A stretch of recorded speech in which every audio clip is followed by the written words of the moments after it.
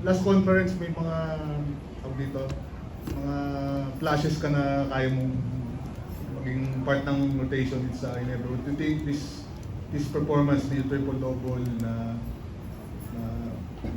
on a consistent basis, mas malaki na yung minuto mo, and moving forward, ano yung kailangan pang gawin para ma-sustain mo tong performance mo? Actually, sa performance ko, hindi naman yung offense yung tinitignan ko. I need to improve on my defense more. So, that's actually since during my 3x3 days, si Coach Kirk, yung sinabi niya sa akin na to be good here in 5x5, I need to improve my defense. So, I've been working on that. Well, may game ka last conference na may pasa kang ibang klase na parang ikaw lang siguro makakita nun na tonight that night na saan mo ba nakukuha yung vision mo to find yung mga pasa mo for baskets?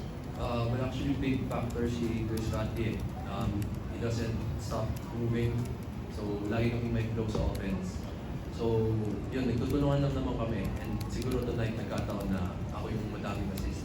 Usually siya.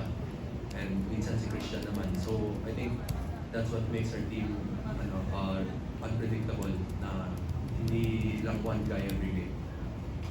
Ralph, at any point in that fourth quarter, aware ka ba na you were nearing a triple-double or? No, I don't think so. I better not be aware. I mean, glancing at the stats, we need to.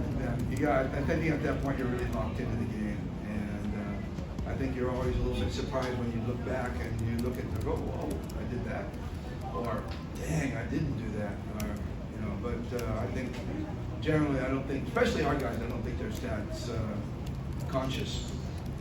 I know Scotty never knows when he hits a triple-double.